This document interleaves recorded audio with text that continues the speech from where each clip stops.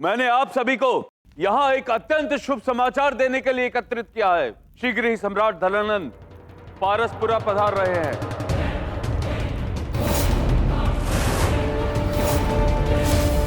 और शीघ्र ही वो हमारे इस भवन में भी पहुंचने वाले हैं।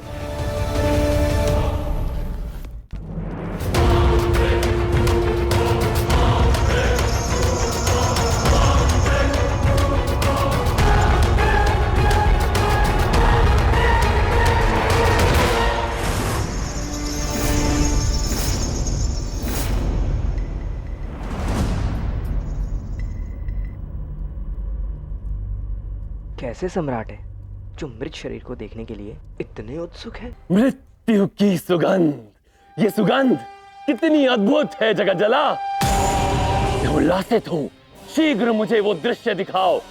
कहां है वो शव?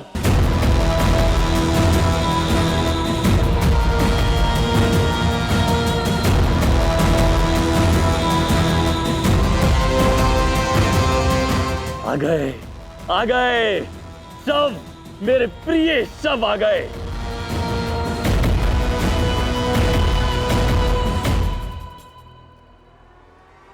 शीघ्र खोलो इन्हें।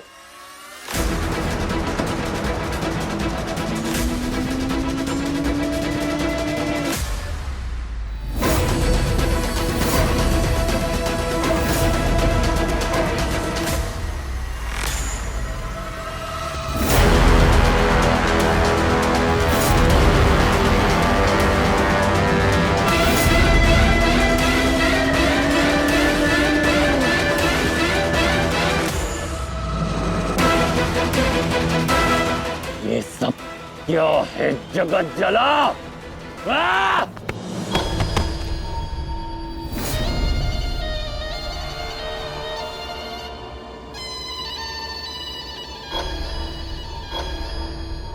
प्रभु, मुझे कुछ समझ में नहीं आ रहा। मुझसे ऐसी कौन सी भूल हो गई है जो आप मेरे सम्राट मुझसे इतना रिष्ट हो गए?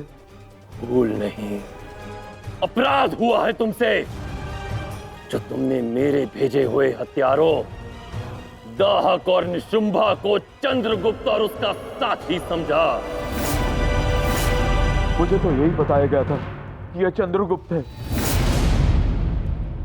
और मुझे इसके प्रमाण भी दिए गए थे। मौन! जगज्जला, तुमने अपनी बुद्धि, अपनी दृष्टि से अधिक महत्व प्रमाणों को दिया। मैंने तुम्हें स्वयं आकर बताया था कि चंद्रगुप्त 15 से 17 वर्ष का युवक है। अब क्या यह व्यक्ति तुम्हें किशोर दिखाई दे रहा है? अब तुम ही बताओ, क्या आयु है इसकी? मुझे क्षमा करें प्रभु, आपकी प्रशंसा पाने की लालसा और चंद्रगुप्त की हत्या करने की शीघ्रता में मैं इतना भावुक हो गया था कि इनके विरुद्ध दिए गए प्रमाणों और तर्कों को सत्य मान बैठा जो मेरे सामने प्रस्तुत किए गए, और यह भूल गया कि चंद्रगुप्त तो एक किशोर है। तर्क, प्रमाण, किसने दाहक को चंद्रगुप्त प्रमाणित करने की चेष्टा की?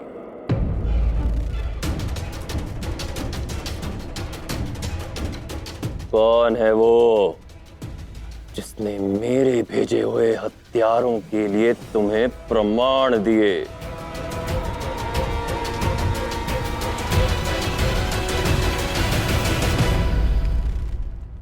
मेरा राष्ट्रीय सलाहकार लाखा नापित। दुर्गम, इसके साथ ही मेरे भाई दुर्गम को उनके कक्ष से ये प्रमाण मिले हैं जो उनके पिपली वंश से होने का संकेत देते हैं।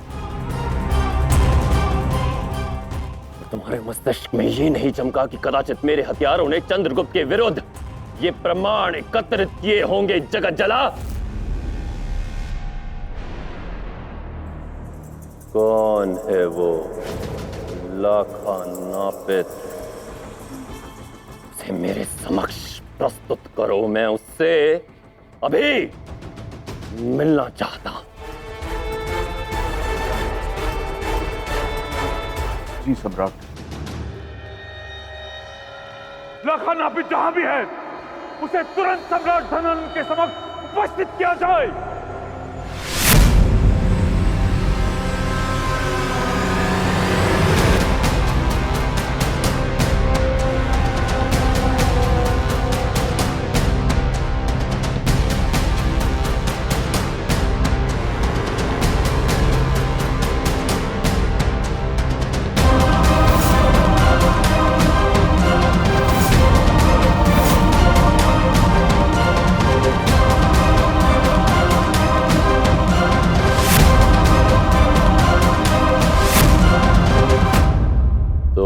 तुम हो लाखा नापित।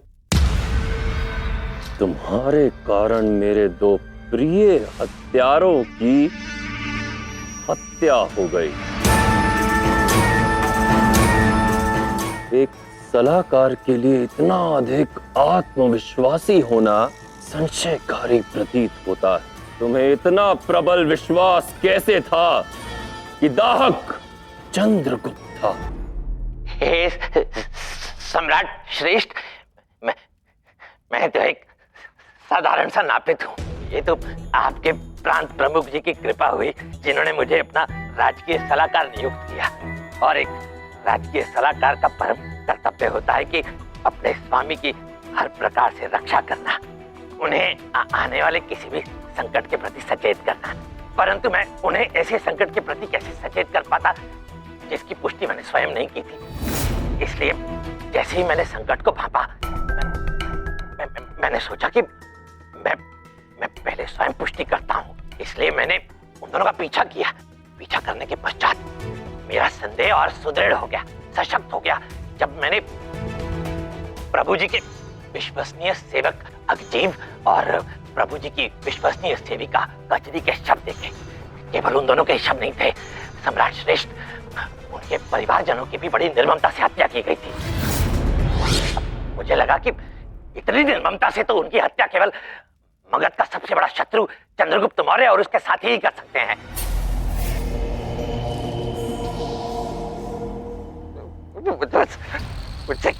मुझसे भूल हो गई प्रभु, मैं जानता हूं मुझसे बहुत बड़ी भूल हो गई, परंतु मेरे भूल को आप विश्वासघात न समझे प्रभु जी। भले ही आप मेरा सर मेरे धड़ से अलग कर दे, मुझे बुरा नहीं लगेगा, परंतु इस प्रकार का लांछन तो 100 मृत्यु दंड के बराबर एक दंड हो गया ना।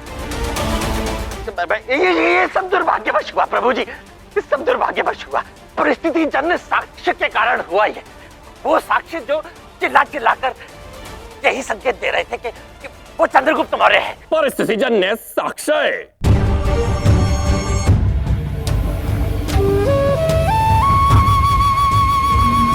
एक नापित के मुख से निकले ऐसे शब्द, थोड़ा थोड़ा विचित्र है ना?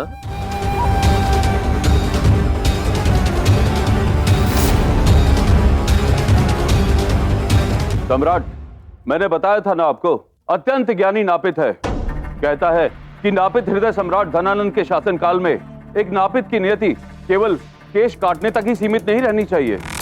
जो जितना ज्ञानी होता है उससे उतना ही सावधान रहने की आवश्यकता होती है जगज्जला, क्योंकि वो जैसे सत्य का समर्थन करता है उतने ही विश्वास के साथ असत्य को सत्य प्रमाणित भी कर सकता है।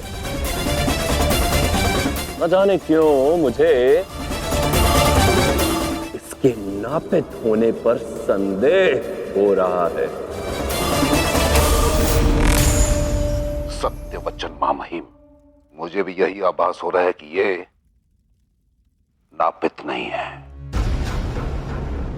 यदि आपको संदेह है तो उसका अवश्य कोई कारण होगा। मैं अभी अपना एक दल इसके गांव भेजकर इसकी वास्तविकता का पता लगाता हूं। तुम जैसे मूर्खों पर विश्वास करके मैं मगध सम्राट नहीं बना हूं जगज्जला। इसकी वास्तविकता को मैं स्वयं जान सकता हूं। ज्ञान अर्जित किया जा सकता है, किंतु उस तरह चलाना एक कला है जो ऐसे ही कहीं से सीखी नहीं जा सकती। ये तो हम नापितों को जन्म से मिली एक धरोहर है, प्रतिभा है। ये नापित है या नहीं, इसकी पुष्टि मैं स्वयं करूंगा। क्योंकि इसके नापित होने पर बहुत कुछ निर्भर करता है। यदि व्यक्ति की पहचान झूठी हो तो उसके मुख से निकली प्रत्येक बात झूठी होती है, और यदि ये नापित नहीं है तो आज यहां इसने जो कुछ भी कहा है उसे झूठा माना जाएगा। जाओ, लाखा नापित, नापितों के उपकरण लेकर आओ। मैं भी तो देखूं तुम्हारा उत्तरा तुम्हारी जिह्वा की भांति तीव्र है या नहीं।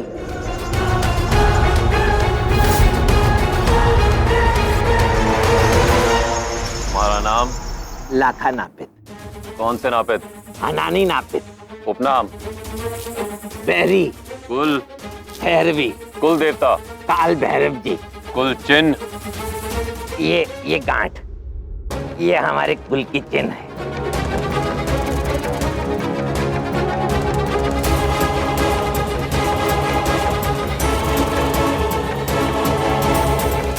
पिता का नाम? भंता। दादा का नाम? भगत। और दादा का नाम? जोगी। प्रांत? झालावाड़ी। मूल स्थान? तरसा।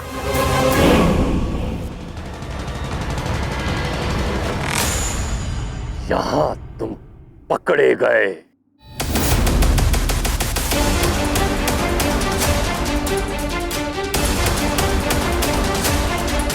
अपने ही बुने जाल में फंस गए तुम, लाखा नापित। तुमने कहा कि तुम हनानी नापित हो, किंतु हनानी नापित तो कभी दरसा के थे ही नहीं। क्षमा करे सम्राट, परंतु मैंने असत्य नहीं कहा था। जैसे ब्राह्मणों में अपने गोत्र का ज्ञान ना होने पर स्वयं को कौशिक गोत्र का बताने का विधान है, उसी प्रकार हम नापितों में यदि अपने मूल स्थान का ज्ञान ना हो तो स्वयं को दर्शा का बताने का विधान है, क्योंकि हमारे नापित समाज के सिरमौर आपके पिताजी स्वर्गीय श्री महापद्मानंद जी भी तो वही के थे।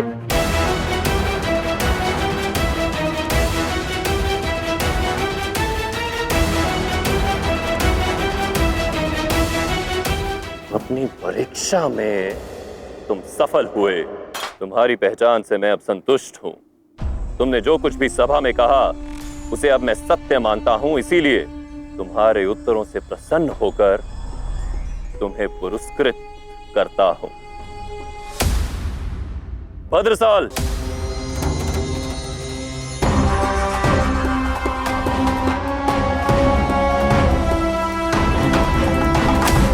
आज आपकी सेवा करके मैं वैसे ही ऋणी हो गया, परंतु फिर भी यदि आप इस तुच्छ प्राणी को पुरस्कृत करना चाहते हैं तो दास की विनती है कि स्वयं अपने कर कमलों से मुझे पुरस्कृत करें।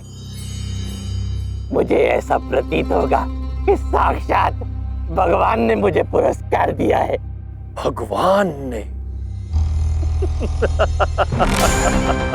सच्चे नापित हो, सही समय पर सही बात करते हो। ये लो।